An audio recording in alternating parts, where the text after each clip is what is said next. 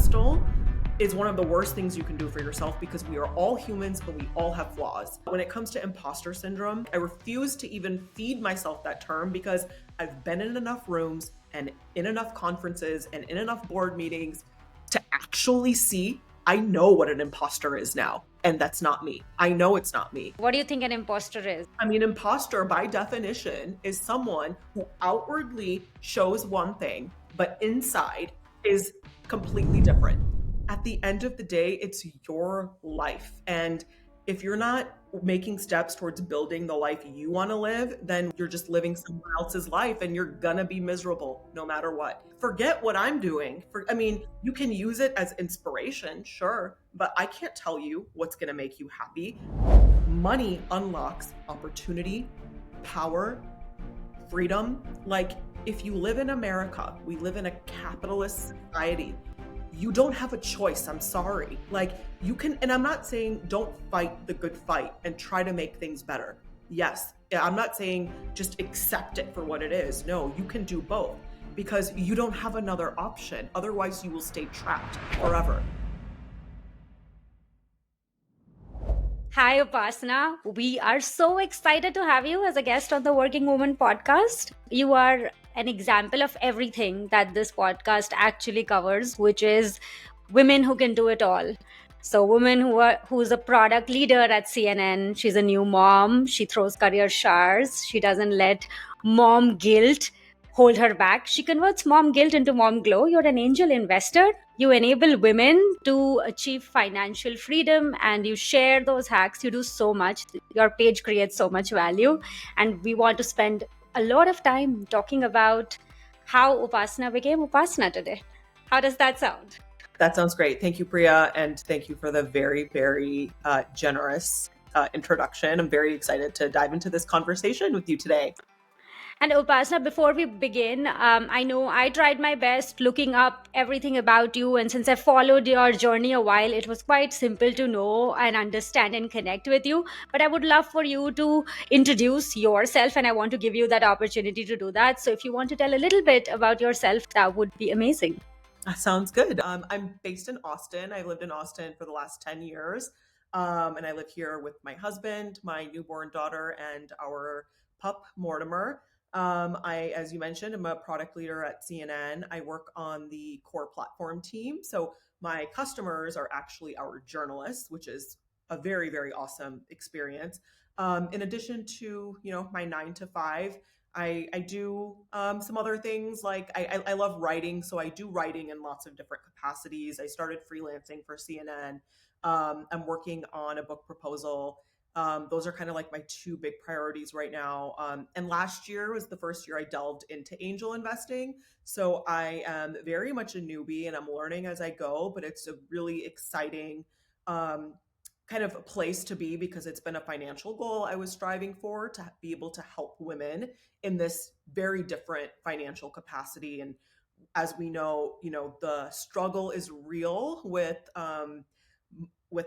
investing and women and getting money and that whole struggle, which I'm sure we'll talk about later. And I also sit on the board of directors at the News Product Alliance. This is a newly formed group and community over the last 4 years, where um, we particularly bring together people who work across news and media and share, create, and make those resources more accessible for product management, and to kind of elevate the practice of product management in newsrooms and in media. Because unlike places like big tech and startups in Silicon Valley, um, product management and tech is very um, much in its infancy, toddler state in news and media. And so there's a lot of room for growth and opportunity. That's a really great organization if you're ever interested in working in news and media and tech. And I think that covers it. And I am a new mom, so I'm figuring that whole thing out as well. My daughter is 5 months old, so that she's a feisty little girl. I have no idea where she got that from. Like her mother, like daughter. But that, no, that was a wonderful introduction. And, the way you explained, you are the example of when people would see you on LinkedIn or they would come across your page on Instagram, they would wonder, oh my gosh, how is she doing it all? And we get this question too, and that is why we started this podcast, to really understand how are you prioritizing, what are the challenges. You make it look so easy, but I know there is so much that goes within, because I feel the same way. Like, I have a 9 to 5 in a big tech. It's very demanding, it can get very challenging.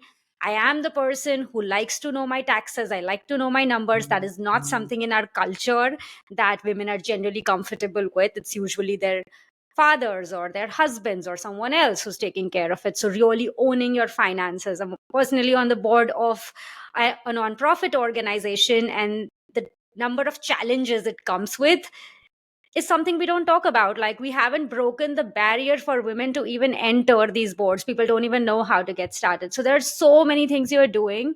So help us understand, how did this journey began? Like, were you always this person who was doing multiple things, or did you start with your 9 to 5, or you mastered your 9 to 5 and then you started venturing out into your hobbies or passion? Or was this something you always wanted to do, and then there came this enlightening moment where you were like, you know what, I'm ready and I'm going to go all for it? So would love to understand a little bit more.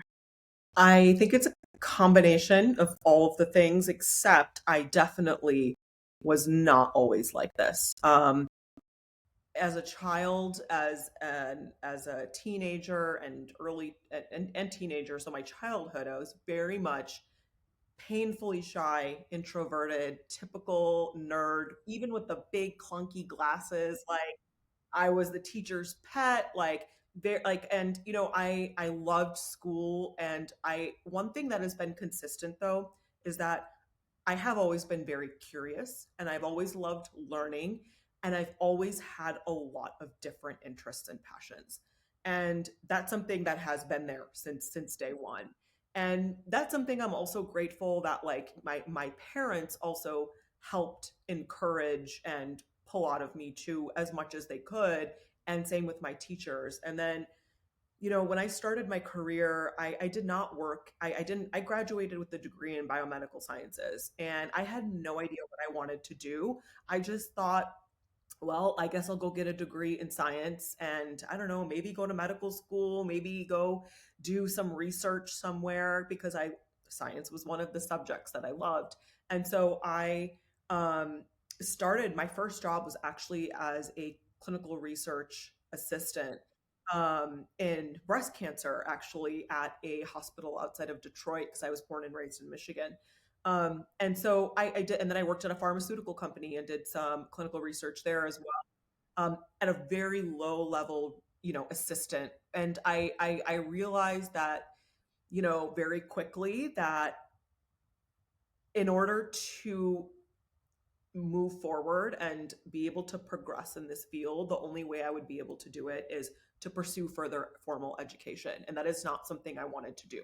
I didn't want to get my PhD. I didn't want to get my MD. I didn't want to go back to school. I wanted to work. And so I took a unpaid internship in Dallas, Texas as first I found a full-time job there, and it was a nighttime lab job working in a clinical research lab. And I got an unpaid internship at this tiny little web development company as a digital analyst. And I did that part time during the day, and then I worked at the lab at night. Um, Granted, I was in my early 20s and I had a lot more energy and time back then. And basically, I loved that internship. It was like it opened up so many doors of opportunity for me. And the reason why I took it is because I knew that technology was the future in many ways, and that it would set me up for success, but also it piqued my curiosity a lot. And I knew I had to get in somehow. And you could use the word desperate or hungry or driven, whatever. I was like, I will take anything to get any experience right now. Um, so I worked at that web development agency for 3 months unpaid, and then they hired me full time. And then I quit my lab job, and I never looked back. And then that was like my first foray into tech. And The reason why I bring that story up, because that has been a very consistent thing in my life of following my curiosity, following my passion, not just my passions actually, following my curiosity and following my strengths and my skills. Because I think a lot of times we hear this phrase, follow your passions, and I actually think that's horrible advice, especially for someone in their 20s. I think you follow your strengths and your skills, and then later, when you have built a foundation, then you can go tap into your passions. So that's kind of been, that was like the start of it all, but that theme has been very consistent.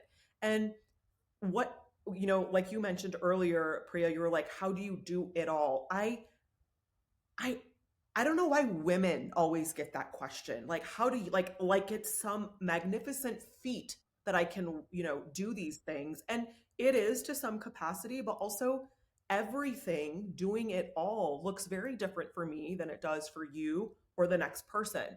These are my goals. This is what I wanted. And this is the path I carved for myself because this is what I was hungry to do. And that is not going to be one to one with every single person you meet or that's in your life. And I also say that because I look one or two steps ahead and then I keep going. I used to have grand plans when I was in my 20s of like my 5 year plan, my 1 year plan. I don't even do any of that anymore. I'm looking at, okay, what am I going to do in this day? What am I going to do in this week, this month, and this quarter? And then some macro year level goals, but always breaking it down. And at this point, I always tell myself I'm open to receiving what the universe has to offer, but I'm always going to tap into my strengths and give back as much as I can along the way. So, what you said is super interesting. Like, I want to tap a little bit about the South Asian identity and our culture. Our culture definitely instills a little bit of women trying to do it all because it's very internally rooted that women should be able to take care of all things family and have this feminine side to them and should be sacrificing and then do great in their career and like master that as well. And given the age of the internet and social media we live in, you can find any example that you resonate with, right? You will end up finding more of those people depending upon what you're looking for, right? I just want to understand a little bit more in terms of you starting as clinical research analyst, taking up something unpaid, choosing that career. Do you think what where do you think that identity plays a role when you were younger, and do you think that your identity as a South Asian plays a role now that you have mastered it, or now not even saying mastered it, now that you're more clear on this is what I want to achieve and more focused, and you do that and you don't probably let anything bother you? So talk to me a little bit about that. I think this is dual pronged. I think, of course, your environment also impacts, right? Like how you behave or react to different situations. And I'm the eldest of three daughters. My dad immigrated to this country from India in the mid 70s, and then my mom did in the mid 80s. They kind of had an unconventional path themselves. Like they dated for 10 years, and my mom came over, so they never forced a marriage and children upon us as three daughters. The one thing my dad did say over and over and over and over and over and over again to me, especially as the oldest, but his goal for us was always to be independent. And that was him saying that. Now, what does that actually mean? This is how he had phrased it, is that you can always stand on your own 2 feet no matter what happens. And so I think the fact that I had that in my childhood was, and I know a lot of Indian women don't have that. And it's not the most common, narrative you hear from your father, when you're a child. But I'm grateful I did, as much as I absolutely hated it as a kid. And like all of the extra work I mean, I remember sitting and doing like long division by hand when I was like in second grade, and like learning about how all like even financially, like how to balance a checkbook when I was like 7 years old, and like I I am very grateful for that experience. So that has obviously had a large impact on me today. But it took me a long time to extract the importance of that and actually do something with it. It wasn't until I was in like my early 30s that everything kind of started to click. Um, and I think also in general, I guess you call it a stereotype or a trope of South Asian women. I think it's also a little bit different, right? If you were born here versus not. So again, your upbringing has a very, very, very big impact on all of this. So I went to school, high school and middle school, with all wealthy white people. And my parents worked very, very, very hard as immigrants to be able to afford a house in the school, in the best School public district. school district. Exactly. And that was huge for them. Like that is what my parents devoted their careers to, is to make sure that we could go to the best public school because they couldn't afford private school. So and I, again, my even though the social dynamic was really weird, I did have two other Indian kids in my class. There was one black girl, and then the rest were all white. And again, extremely affluent area where my parents were not in that group. And the thing, like that also has impacts on you, right? The good thing is that my teachers and that education I received was the best. I mean, I still keep in touch with my teachers to this day. And I think they also had a profound impact on me because they were the ones encouraging me and telling me that this is amazing. You did such a good job here. Wow. And the writing, I think about this so much now as an adult and now as I'm actually becoming a writer. It took me so long to identify as a writer, but my teachers had been telling me since I was a kid. I remember my college essays that I wrote, and my English teacher pulled me aside after class and was like, this is really special. Like, I hope you always write. And I didn't think about that for 15 years until I came to CNN. So that shaped me a lot. But it didn't make sense to me till 15, 20 years later.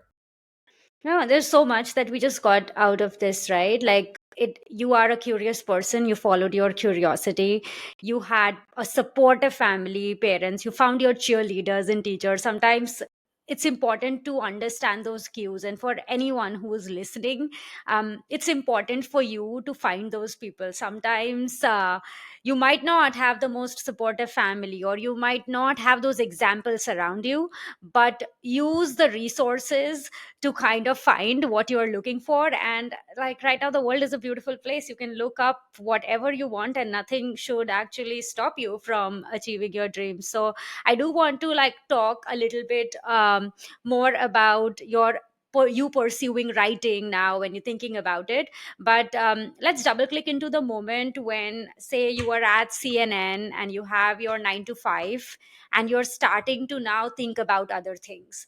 You're like, you know what, I'm good at it. Like, how did you begin? Because a lot of women who will be listening this are probably doing a 9 to 5. They've been thinking about pursuing different things. People want to learn taxes, people want to have a side hustle, people want to do things, but how did you get started? One thing that you just said that I would like to key in on is like the cues, the feedback. You are constantly getting cues and feedback from people if you listen and choose to do something about it. So use that. So, for example, I started to during the pandemic. I don't even know how it started, to be honest. I wish I could backtrack it to a specific moment, but maybe it was boredom and maybe it was like, okay, this is an opportunity to like do something different. But I started to see this discipline of content creation more visibly in front of me. And I was at CNN, but I was seeing it, like on Instagram, on Twitter, on LinkedIn. And I was like, wow, what a wonderful way to show up and help people. And I have been so fortunate to have, I had my teachers in my early life, but then some amazing bosses who have been my sponsors and advocates who have, opened up doors of opportunity for me and taken chances on me, that I wanted to pay it forward. And so I started seeing people content creating. And I was like, well, I'm going to start throwing stuff out there and see what sticks. And that is when I started to get feedback. That's when I started to get people asking questions, people making comments. All of these are inputs, right? Like they, this is really important information that tells you what your strengths are, what your skills are. And even to this day, my job at CNN, I did not apply for it. It was I worked, which is crazy given how competitive the field product management is. I didn't even care to go into product management, but in my previous role, I worked with my boss in a different capacity, and he left to go to CNN, and he saw what I had been doing in my previous role as more of a search and data architect and asked me to come work on his product team at CNN. And I said yes, of course, long story short. And later I asked him, why did you take such a huge chance on me? He was like, well, I've seen you in meetings and communicating. He was like, you are really good at relationship building. Everyone listens to you. Engineers listen to you when you talk. And he was like, the technical stuff, the domain knowledge, that's easy. You'll pick that up. But to teach relationship building and communication skills, I don't have time for that. And it's very, very, very hard. And so that was immense feedback too, right? Like people, like you're constantly getting this from people, but listen to it and then do something about it. And so again, it wasn't like a light bulb moment that when he said that, oh, I'm going to go do content creation. Oh, I'm going to go do be a writer. It was very, very gradual. And that's how most of my work has been in my career. It's very gradual and it compounds over time. It's like I always compare it to investing. It's like you put in the work and then you see the dividends appear in bigger ways over time. And so with content creation was like really the big opening door for me. I had already been public speaking a lot as well. And so I decided to share my learnings online. And that's when the back started pouring in.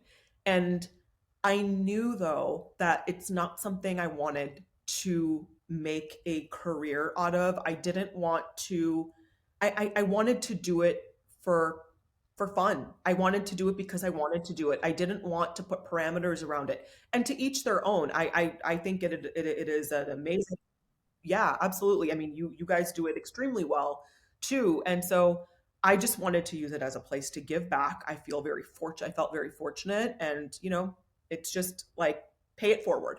Um and I think also when you go into an initiative or a project with that type of genuine intent, and you work hard and you're, just genuine about your intentions, Yeah, the it universe shows. to reward you in really beautiful ways.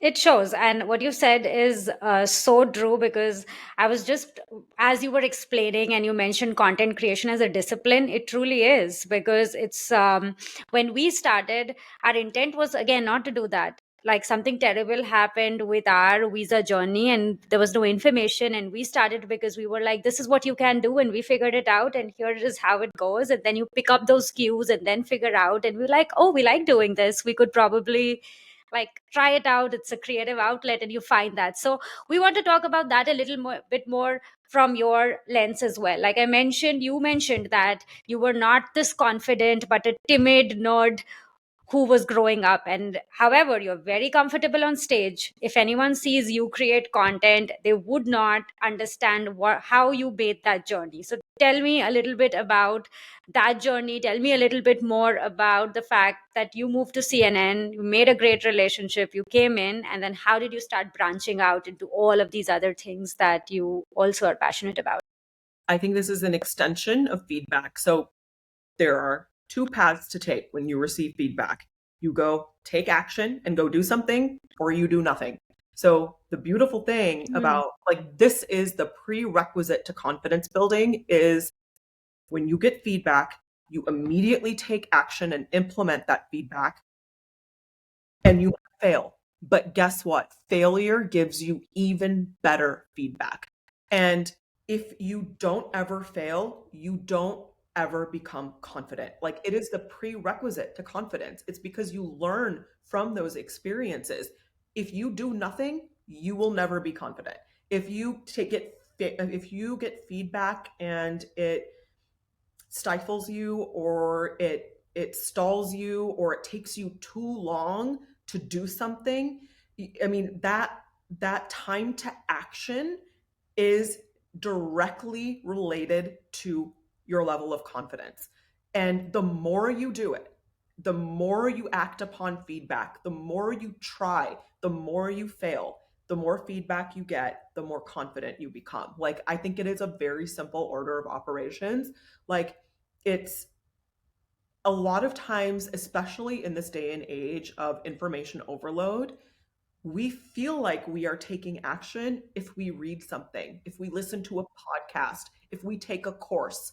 You have taken no action. You have not actually done something. You consumed something, but you have not actually created or built or taken action.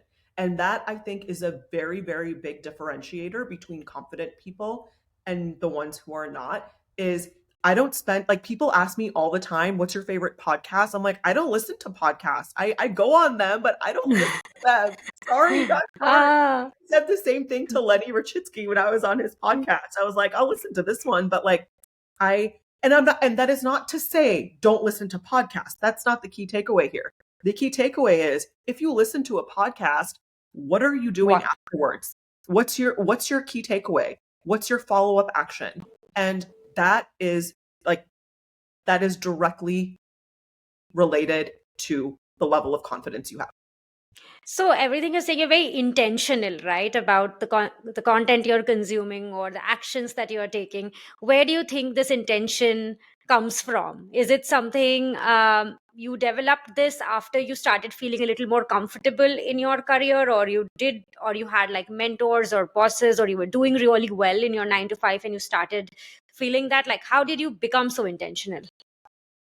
I think it's probably bits of that, but also something that's been very consistent on the side for me over the last 15 years has been a developing and strengthening mindfulness and meditation practice. It has been a core of my life. And I started because I was curious and wanting to find deeper meaning in life, but really it turned into like, wow, I mean, I look at it, and maybe this is a transactional way to look at it, but I found the more I did it, the more clearer I was thinking, the less reactive I was becoming, and the more meaningful my relationships were becoming as well. And I think that has had, not think, I know that that's had a profound impact on every part of my life, but especially confidence because of the clarity and the critical thinking that it helps with. I I completely understand how you're thinking about this, because you're also very consistent. I have seen your posts, what I've been following you for the last 5 months. You have a morning routine, you wake up at a certain time, you do your workouts, and I had seen that when you were expecting, and then even after you had your daughter, you stuck to it, you kept doing it. So talk to me about being able to strike that balance in a very different phase in your life, because I want to explore motherhood a little bit. You're the successful person with a stable career who's now like exploring motherhood and what that means for you. So let's talk about that a little bit. On the routine perspective, I want to clarify that it is very different than what it was pre-baby, but what we do is try to prioritize that and then make everything else work around it. And I mean, that's what a priority is, right? If your health is your priority, then everything else falls under that, right? Like we like in product management, we stack rank priorities. And to me, and I think this is a question you have later, is like, what are the most important things in your life? Well, mine are my health and my family. And I think my health comes first because if I'm not in good health, then that means I'm not taking care of my family in the best way possible. And so, and I'm, of course, I wouldn't be with someone who also didn't share those core values. And so and so on the motherhood realm, though, I still knew that that's something not only do I have to prioritize it, but it's even more important now.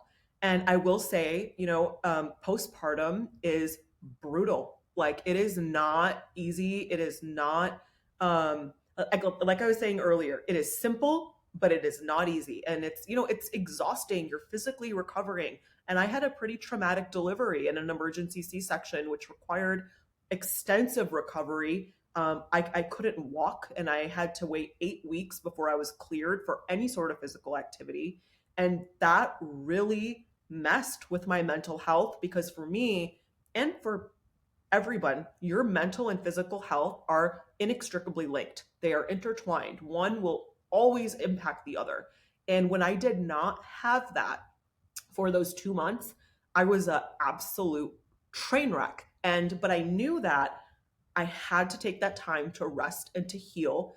And I kept telling myself that this is temporary. This 8 weeks will pass. I am gonna heal. I am gonna be able to walk again. I am gonna be able to work out again. So I think like going into the motherhood realm and thinking about things like routines and work, and if you think about routines, I had to kind of lower the expectations and keep it really simple and just know that, okay, my main priority is I'm just going to I'm getting my workout in, and then everything else that happens after that is fine. Whereas before it would be like, okay, and also Chris and I used to work out together, so we had to like rearrange this whole thing where I go, he comes and brings our daughter, I take her home, and then he goes to work out. But again, that's like a priority, right? Like we make it work. And so we both know that we show up as our best selves when we have consistency in those capacities. And it is harder. It's a lot harder. It's not just me or just us. We have a little creature that is completely dependent on us, and we cannot just leave her alone. Even when our parents are here, we're like, which they are very often, and we have a lot of help, and it's still hard. I don't ever want to make anyone think or believe that because of what is shown on social media, that it's not challenging. It is. It absolutely is. You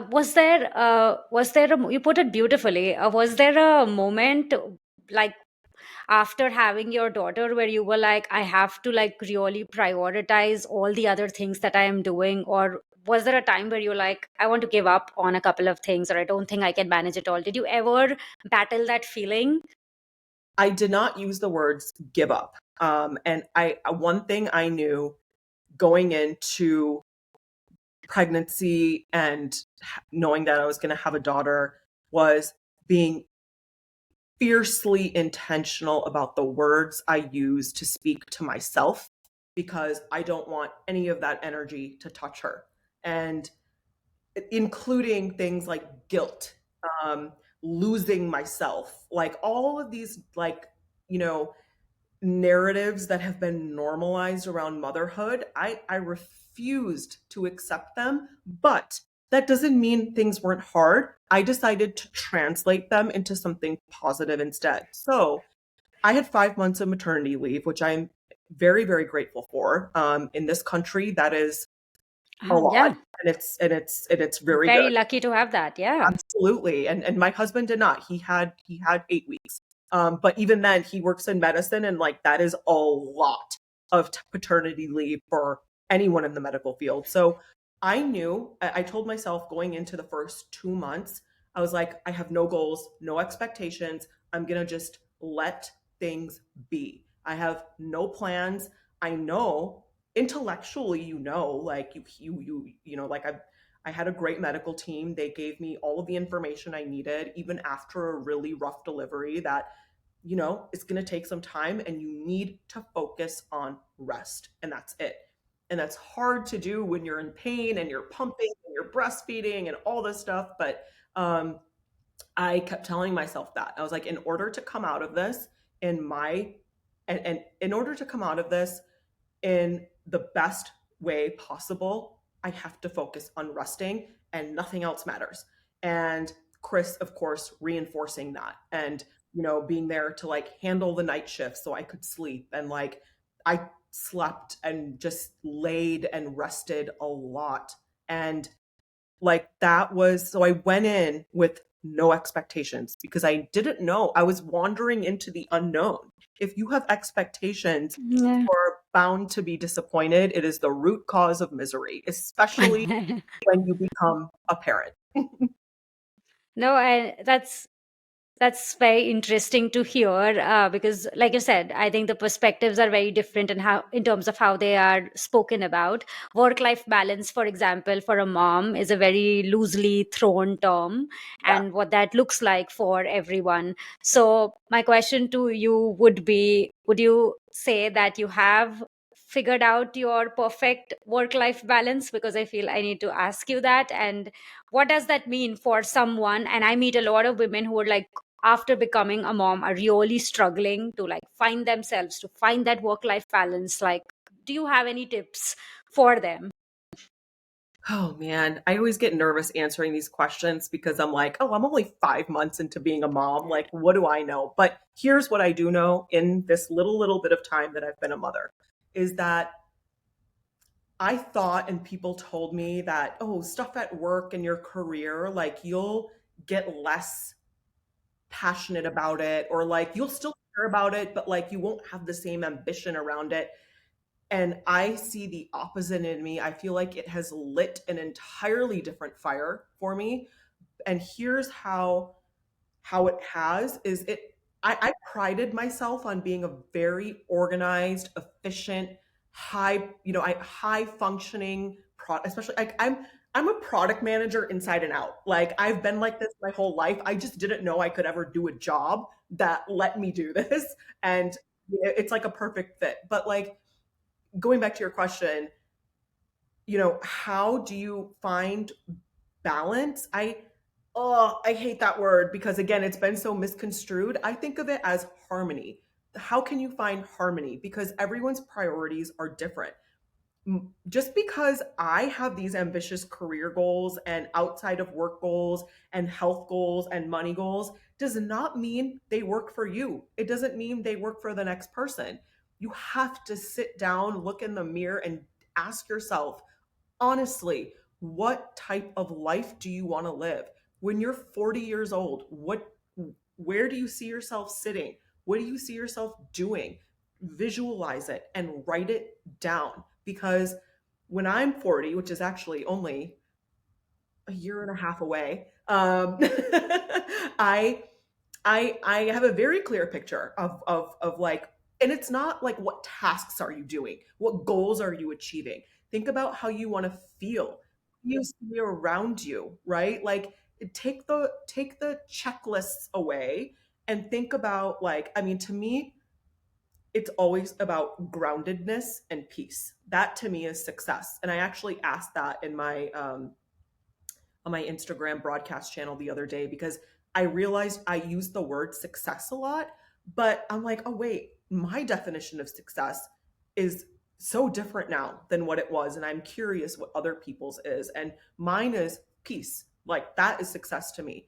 Now, what does that mean for you? So when you visualize, you know, and think about the life you want to live, the ideal life you want to live, Yeah. backtrack, take action on that. It has nothing to do with me. And honestly, stop listening to other people so much. Like I can't help you. What I can tell you is I can tell you this. Tell me, Priya, what kind of life do you want to live? Okay, well then go get it. Like Uh, yeah, beautifully put, because that answering that question takes a lot of work. Like what success looks like right now is all the content you have consumed, and then your idea of success becomes that. Like now, just doing a 9 to 5 and coming back is no longer considered successful, because we've been like so conditioned to consume content which is like, you got to do a 9 to 5 and you had to be a great mom and have a side hustle and do this and do that. Like that is the idea of success that is being fed in right now. And you make such a great point. Like, go ask yourself, like,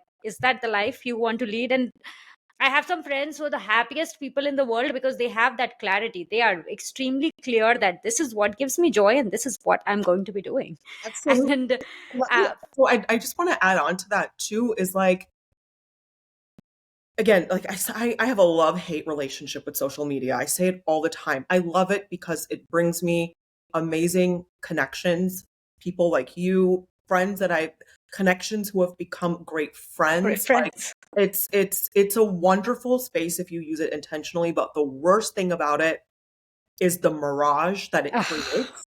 And especially for women of color, especially for mothers, like it just let people do their thing. If you're not inspired by it, by the way, you should why are you looking at their stuff? Like just remove If it. it's making you feel bad, click it off. Yes, So 100%. I don't it's like it's actually that easy, you guys. Like just unfollow. It's not that I don't, serious. Like I say that all the time. Like this time and energy that we have is so precious. It is your most valuable resource. Like how are you spending it? Like and we talked about confidence earlier. I think this is a big part of it too is if you're constantly consuming this mirage, these filters of other people's lives and doing nothing for your own, of course you're not going to be confident. Why yes, like you have done nothing except sit there on your phone and look at and other scroll for people. hours. Yeah.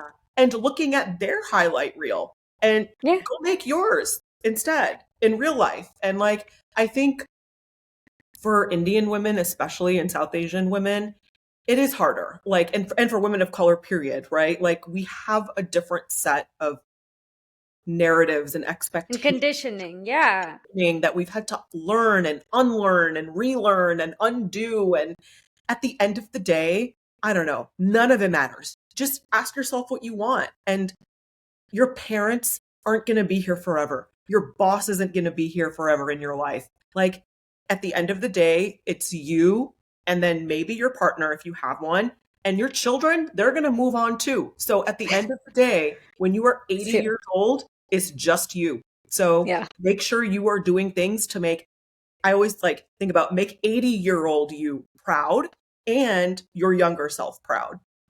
Yeah, we are going to talk a little bit more about building that community. And I know that you throw career showers and you're big on that. So we're going to talk about that. We're also like, if you are still listening to this, we've covered a lot of things. It is about if you're used to consuming content and it's helping you get cues to finding your confident self, go ahead, follow those people.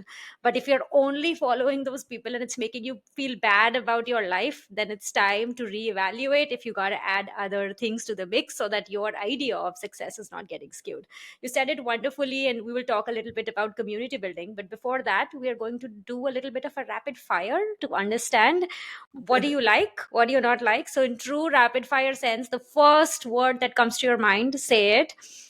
There is something around podcast in there, and you don't listen to one, but you gotta give me at least one. So, just giving you that heads up, and we'll go. Okay, the first one, as Indians, I feel like I need to ask the first question needs to be coffee or tea.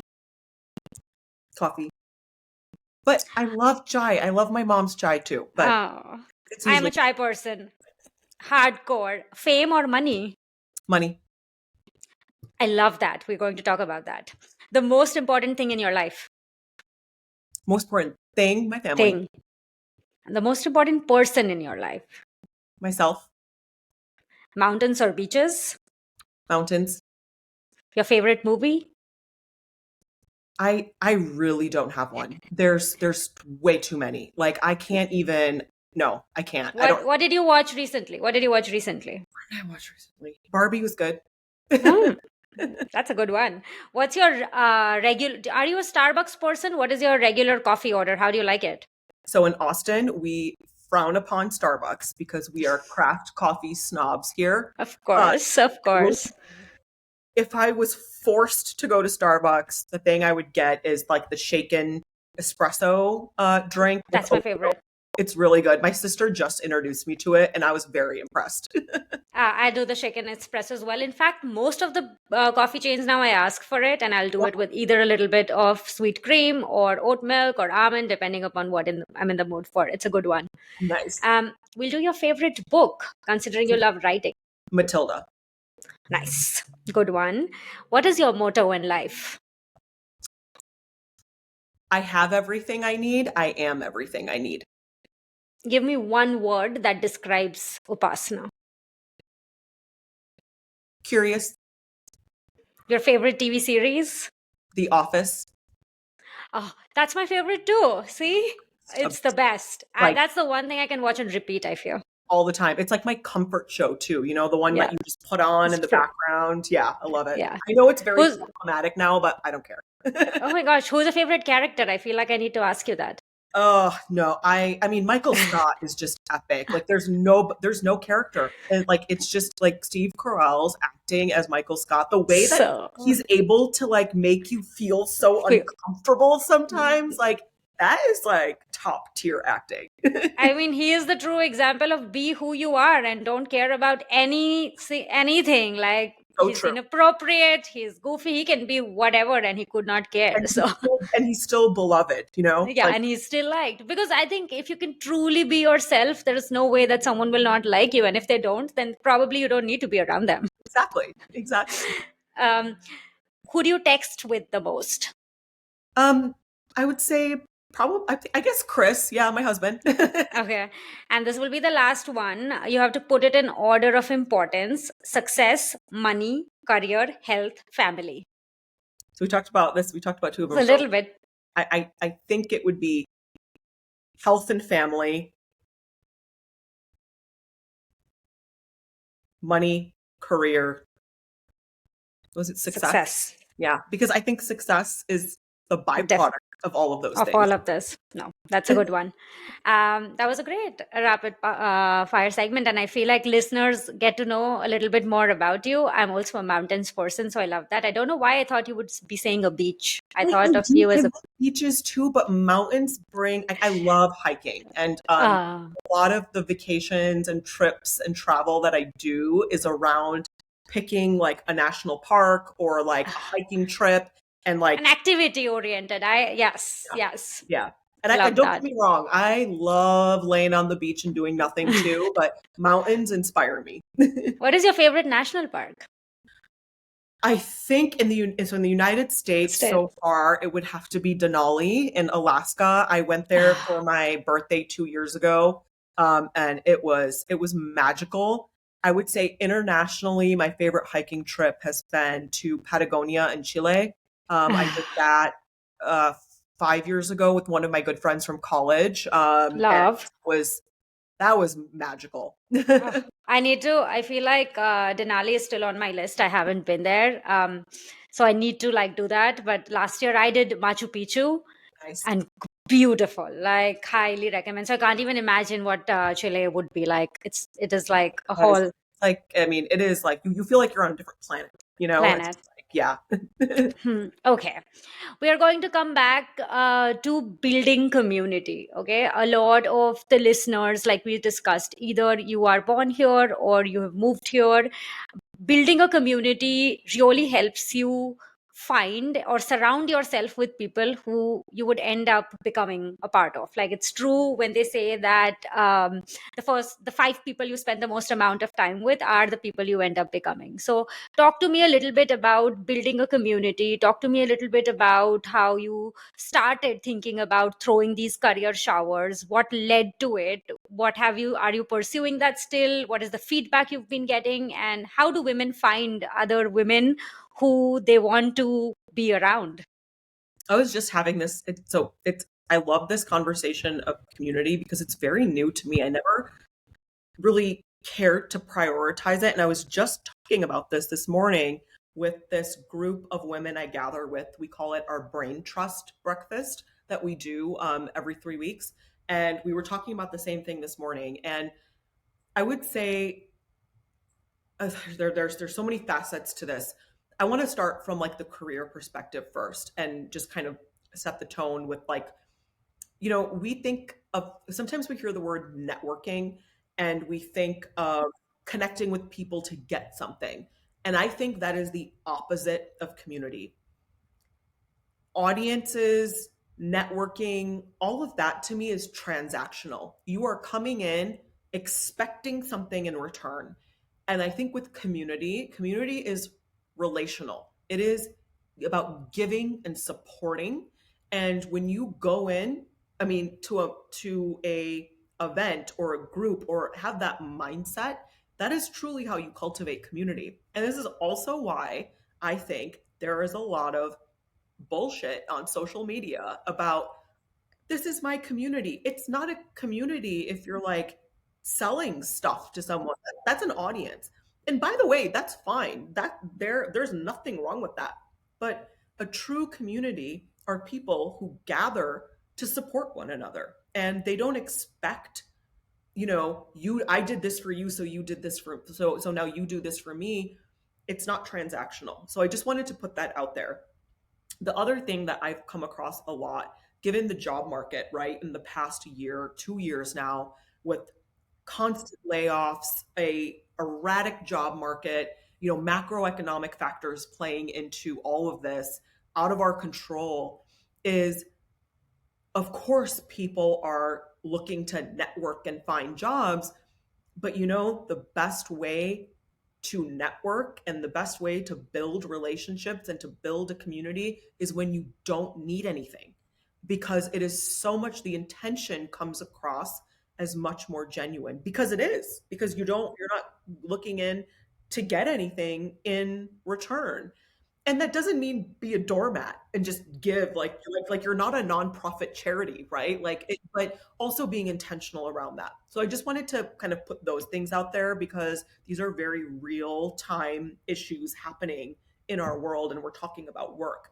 And the career shower part came from, so when I was pregnant, I started to hear and see a lot of buzz on like Twitter and Instagram, like women who were creating content and saying things like, what about us single people? Like, we have achievements and, things we want to celebrate. Like, when do I get a shower? Like, maybe I don't want to have kids. Maybe I don't want to get married. And that was also me, by the way. I did not want to get married or have children. And while I was pregnant, I started to see how differently people acknowledged and celebrated my pregnancy versus all of my significant professional milestones. People showed up out of the woodworks that I hadn't seen for so long, but had been like following me on Instagram for a long time, right? And whatever, I'm not going to sit there and analyze that, but I found that very interesting, because I was like, every day women are achieving incredible feats outside of pregnancy and marriage. Okay, there's a lot more to life than just that. And I say this as a mother and a wife also. And I said this before, I was both of those things too. And so, anyways, my good friend, I started to like think about this and see it. And then my very dear friend here in Austin, she'd been working on writing a book. I had seen her do it from beginning to end. She got like, it's a really big deal. She had a major publishing house sign her on. Um, and I asked her over breakfast one day, because we meet every Sunday to write and go over our goals and help each other and support each other. Also, a different element of community. I asked her, I was like, I've been hearing people talk about this career shower. I saw someone on Twitter talk about it, and I was like, oh, this is a good idea. And I was like, instead of complaining about not being celebrated for my professional accomplishments, I'm going to do something about it. And again, it just goes back to like, I prefer to take action instead of just complain about it. And so I asked her, I was like, I'm so proud of you for doing this. And she would always say this book is her baby. Like, it literally, I mean, she spent 2 years, that's longer than pregnancy, writing so intentionally every word of this book. And so I held a small little book shower for her at my house. She invited some of her friends. We had some food and some drinks, and we did a little writing exercise. We had a sound bath meditation. It was so special. It's the one of the most special things I've been a part of, and we wanted to share it, and we actually did a podcast on it as well, because we started to get a lot of questions. And this is another element of community and giving, right? It's like, I wanted to like give things that I hope to receive, right? I also acknowledge like, oh, why am I not being celebrated like this for my professional accomplishments? Yes, thank you for all of the, baby congratulations, but I also did all of this other really, really big, important stuff too. and no one, and people didn't show up for it the same way. So again, I was like, I want to step up and do something about it and hopefully share that so other people, other women also take that initiative. That's amazing. We're almost at the end of this, and it would be unfair if we don't talk about financial freedom as women. You always own it. It reflected in some of the rapid fire questions as well, where no matter what I ask, you said money is important and everything else. And you've taken steps. You're investing. You're an investor. You have real estate. You're doing those things intentionally. Talk to me about how that journey started, and give certain tips to women who are like really struggling because they feel like finance is not something I understand. This is something that is foreign to me, so would love to hear. So that idea that it's confusing or foreign is intentional. Being financially independent, being literate in how investing works, owning real estate, like this stuff was not meant for women. These systems were created to keep women out, to keep them powerless. And so that's what they want you to think. They want you to think it's too complicated. And guess what? It's not. It's actually very black and white. It's very simple. And we're talking about earlier, like, you know, your environment, of course, dictates a lot of, and influences a lot of how you grow up and how you learn and what your goals are. It took me a long time. I wish I would have started, 10 years before I did. And my parents were still in the traditional mindset of saving is the way, right? Even though they were pretty progressive in other ways, like one thing I learned on my own was the investing piece. And that's why I talk about it so much, is because I don't want people to make the same mistakes I did. And I want them to know that it's very accessible to you, especially if you work a corporate job. You have so many tax advantage levers available to you. You don't need to go outside and build a side hustle and like do all this like crazy like real estate investing and crypto, and those are all accessories to investing. Like, working a 9 to 5 job, is you have a lot of powerful advantages when it comes to investing. So I always encourage you to start there. Um, and there, I have it on my profile too. There's like an order of operations, right? Of like, stick to what you have in front of you. And then once you've achieved, maxing out these tax advantage accounts that are at your disposal in your corporate career, then go ahead and like start an individual brokerage account. Because so there's that part, right? Like the logistical part. Don't let anyone tell you it's too complicated. It's not. It's very simple. They want you to think it's complicated because they want to keep women out of the system.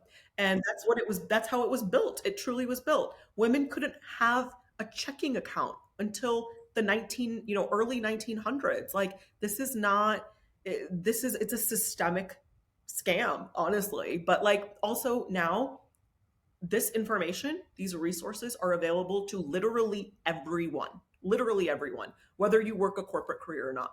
And on that same vein, like the reason why, and we all know how taboo it is to talk about it, and you should talk about it, but we also sit here and talk about DEI and equity and inclusion, and you cannot achieve DEI if you do not talk about money, full stop, period. And that is why so many of these DEI programs fail. It's why they don't go anywhere, is because there's an extreme financial power imbalance everywhere, and especially in corporate America, right? And in our country in general, that keeps women powerless because they don't have financial freedom. Money unlocks opportunity, power, freedom. Like, if you live in America, we live in a capitalist society. You don't have a choice. I'm sorry. Like, you can, and I'm not saying don't fight the good fight and try to make things better. Yes, I'm not saying just accept it for what it is. No, you can do both, because you don't have another option. Otherwise, you will stay trapped forever. And we all know women outlive men on average. And I mean, this is just a fact of human race, especially this day and age, is like, and that's just one tiny example. Or God forbid something bad happens, right? And like, a marriage falls through, or you have to remove yourself from a toxic situation, you don't have to depend on a corporate job for your salary to keep a roof over your head. And like that is like really scary to me, as like the statistics around like how many people in this country can't afford a $1,000 emergency, that if they get laid off, that in 1 or 2 or 3 months they're not going to be able to pay their mortgage. Like, and it's like this complete dependence on a paycheck. And the goal is, with financial freedom and becoming financially independent, is to remove external dependency so you have your own assets that are in your control, that you own, not the company, so that you don't have to live this in this powerless capacity. And that's really it. And then, I mean, that affords you so much more opportunity. I think everything we discussed, it's all like there's so many topics we touched on, but the three things that come to mind is be curious, take action, live your best life. I feel like you're when we think about it, your journey started because you were curious. Every time you see these cues, you've totally taken action, you're very intentional about what you're doing, and you found the kind of life you want, and you're building that. And as women who are listening to this and are trying to understand how is this woman doing it all, or how do we balance motherhood, it's at the end of the day finding what works for you and then going ahead and pursuing that. But Upasana, we spoke about so much. Like, did you as a person ever face any imposter syndrome? Like, do you ever feel like Oh my gosh, all of my entire life up until, I mean, I guess my early 30s. So most of the beginning of my career, I always did. I was so nervous. Like anytime I would move up into like a bigger space, a bigger client, a bigger project, a more important meeting, I would be crippled with anxiety and nervousness. But then again, it started to decrease because of the more I learned, the more I took action. Sometimes I failed, but I kept learning and getting better. And here's the thing that's interesting, and I just did a reel about this the other day, is the higher you move up so why do we have imposter syndrome? It's because we think people are better than us and we don't belong in those rooms or in those meetings or on that stage. And guess what? A lot of times when you get to those places, you're kind of disappointed and you're like, I mean, I felt that a lot. So I realized when I started to like, I don't know if you want to say like elevate myself into these like what I used to think of as really important places, right? First of all, that's all bullshit. It's all relative. Putting people on a pedestal is one of the worst things you can do for yourself, because we are all humans and we all have flaws. But when it comes to imposter syndrome, I refuse to even feed myself that term, because I've been in enough rooms and in enough conferences and in enough board meetings to actually see I know what an imposter is now. And that's not me. I know it's not me. I what do know, you think he is or she is? Like, what do you think an imposter is? I mean, imposter by definition is someone who outwardly shows one thing, but inside Inside. is completely different, right? Imposter is a facade. It is a lack of depth, of skill, of knowledge. It's you say one thing, but it's all bullshit, right? And that's not me. I know it's not. I've worked very, very hard to make sure that's not. And so like it's interesting because and I get it. I'm not trying to invalidate what that feeling might be, but I also think it's a little ridiculous that we took this one term and applied it to just every single variation of this feeling, because sometimes it's very severe. Like maybe someone in the workplace is actually facing something like discrimination, but we're calling it imposter syndrome. Like that's not cool, and that's not to be like, accepted by this blanket thing. And it's always on the woman to change, to conform, to be more like a man, to lead more like a man, to communicate more like a man. Take out that exclamation mark. Don't put that in all caps. Don't use that emoji. No way. I do it all. Like you can ask anyone on my team. Like it is when you show up as yourself, owning what you know and what you don't know, people will respect you a lot more and you don't have to worry about imposter syndrome. And stop telling that to yourself, right? Like the words we speak to ourselves are a window into our self-worth. So how about reframing it into something more positive and say, I feel nervous about this, but that's a great sign that that's someplace I need to do some work on. Instead of, I have imposter syndrome, and then just let it block you from moving forward. Yeah, really well put, because I think this is also something a lot of women face. So I had to get myself out of certain communities, because now we had a whole group of women who are facing imposter syndrome, and day in, day out, consuming what's happening was making me question my worth, and that was not a good feeling. I'm sure it was beneficial, it's a beneficial group for many women who want to have that conversation, but that is not who I am, and it doesn't work for me. For me, I need to tell myself that I know what I'm doing, this is what I'm doing. Probably it was not perfect, but I will get better at it.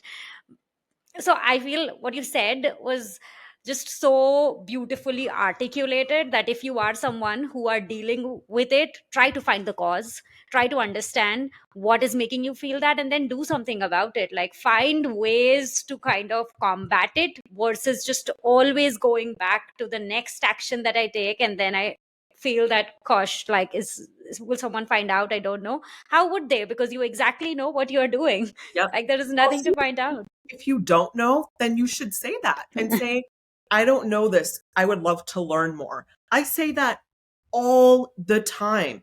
And especially as a product manager, right? Like people expect that I have the answers all the time. All the And I time. always say, I might not have all the answers all the time, but I know how to find them the fastest way. That's for sure. I can find the answer because I ask questions. Learn how to ask really good questions, and then you're not an imposter. Uh, my last couple of questions, do you, like, how do women find these supportive groups of other women, either in workplace, outside of workplace? Like, uh, of course, not everyone is in Austin to join one of those beautiful career showers or the breakfasts of the minds. Like, how do you recommend that people begin? Assess what is in front of you, but even before that, start with what we talked about earlier. What is it that you want?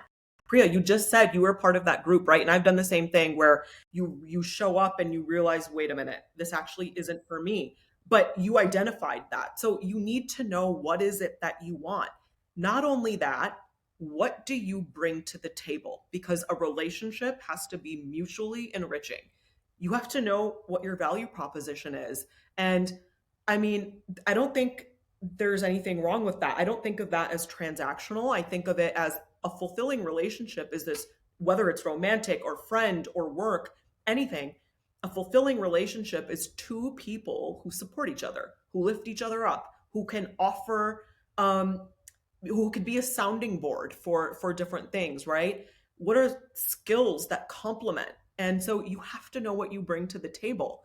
And if you don't know that, then you won't know who you can help, who you can support, and then you're just showing up being like, I want to meet people. So that is a massive prerequisite because I also get a lot of DMs like, how do I meet people like this? How do I find women who want to talk about money and work? I'm like, you have to show up as that person first.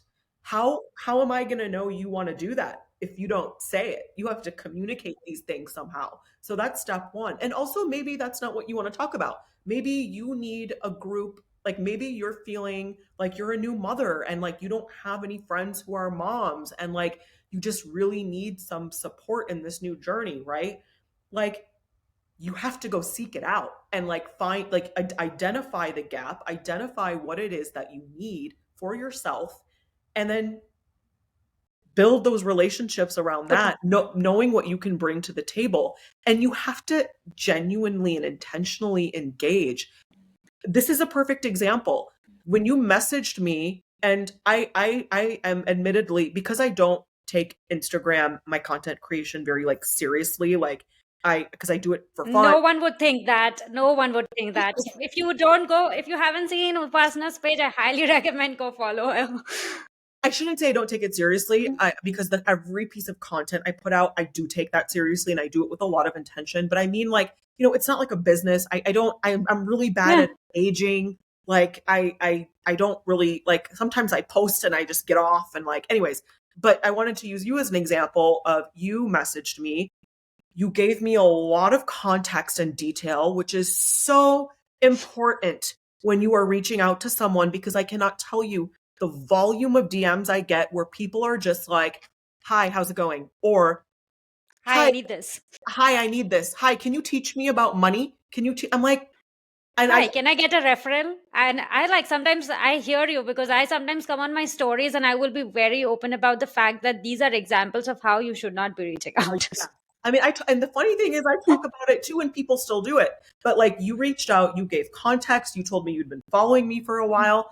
I'm pretty picky about like the speaking engagements I do. And I'm also like, okay, I want to make sure this is mutually beneficial. I want to make sure it's beneficial for me and for you. I want to understand your audience. I looked through your content, and then you did such a good job of explaining what it is that you need. And like that in itself, I think like that communication in every relationship, including community building, is paramount. Full stop, period.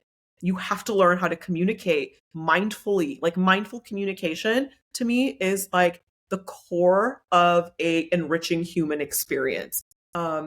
And I think being online and has really warped people's sense of communication, where they think like, like, would you just go knock on someone's door and just say, give me a job, give me a referral, tell me about product management, help me with my finances? Like, no. So like, being intentional, and like, I have had connections even on Instagram and social media where we've been connected for months or years, and then we actually started like, communicating, then we met in person. Like, you have to play the long game, and if you're in Yeah. the short game, people aren't going to respond to you, and like, your intentions come across as desperate, as you're not like. And I mean, I'm also not a charity. I am very, very protective of my time. Like, it's all about mindful communication and being intentional.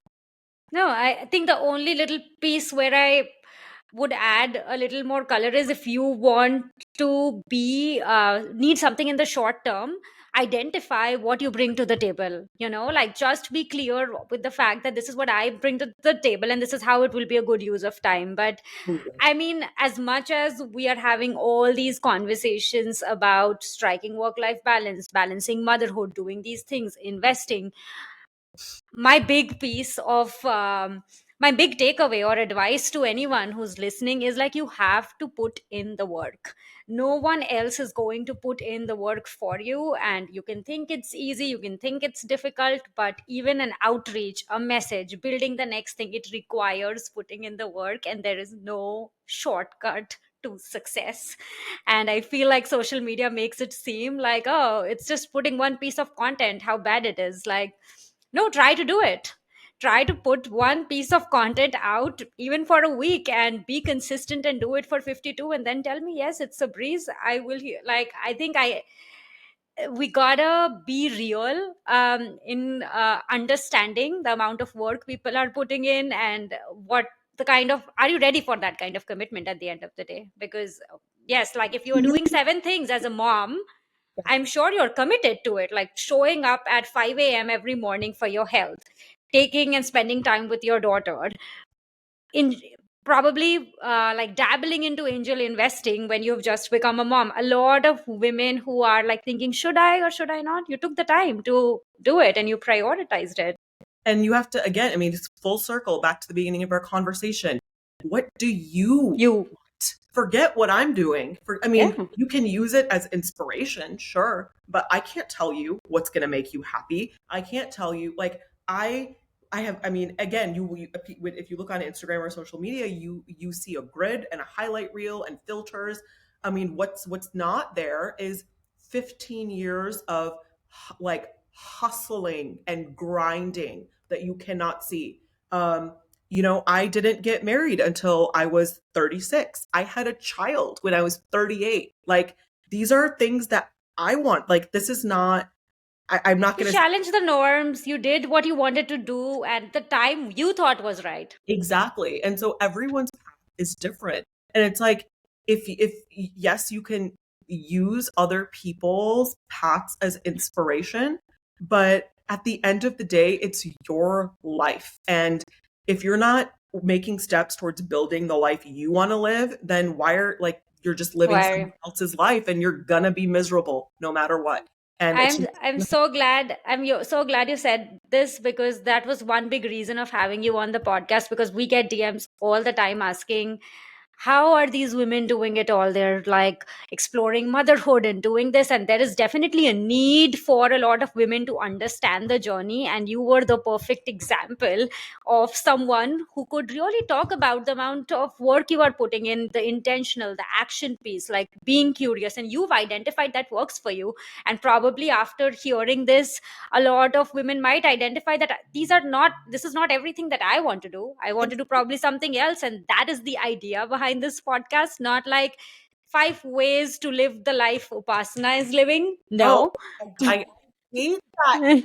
Oh, don't ever read that type of stuff. Like, that is such a scam. And Yes. one other thing is like, how do the whole like, how do you get so much done or how do you do so much? And I go back to this, like my roots and practice of mindfulness and meditation. When I am doing something, I am fully doing it. I do not multitask when I'm working. If I'm talking to you, I am only talking to you. Even when I'm out at dinner, even when me and my husband are out, like, we're not doing other things, we're not on our phones, like, we are fully present in everything that we do. And here's the best part about that. It makes you more efficient. Being fully present makes you more efficient. Like, that's the real life hack, is like, you want to learn how to like do more and do more of what you love, is fully focus your energy and time into the present thing you are doing so that you can be done with it and then move on to the next thing. Because when I'm done with this, which was I've given my all to, I'm going to turn this off. I'm done with my work day. I'm going to go sit outside, eat a snack. And then I know that Chris is coming home and I'm going to go pick up my daughter from daycare. And that's it. That's my evening. Now I'm going to go spend time with my family. And I'm not going to think about the other things that happen because I've already put my all into my work today. So, like, that is such an important part of this too, is like, a lot of times I feel like we're like scrambling or like in a frenzied mode to do a lot of things, and we say like, oh, hustle culture is bad, but I'm like, I do hustle, but I hustle in windows. I hustle from, from 4 a.m. to 6:30 a.m. I'm hustling with my health. From 8 to 4 or 9 to 4, I'm hustling at work. But when I'm I'm done and done. I move on to the next thing. And like that, I think that's a really, really important takeaway when it comes to being able to do all of the things you love. That is such a great way to close this out as well, because attention is the most valuable currency, and it's going to be, everyone is fighting for everyone's attention. So it's only you who can kind of take that responsibility of being fully present. And if you're a hustler, I feel like it's again a very loose term. Like, if you're a hustler, own it, be it. I am a hustler, I love hustling. Like, no one can make me feel bad about the fact that I hustle, you know. And So again, not everything is for everyone. And like, yeah. I fully like, if that makes you happy, who am I to tell you to stop? Yeah. Who am I to tell you that's toxic? No, it's if you know yourself, like I'm the same way. Yeah. I'm like, I have been hustling. I always will. Has it changed and evolved over time? Absolutely. Yeah, different life stages, you will find a different version of you and you will own it.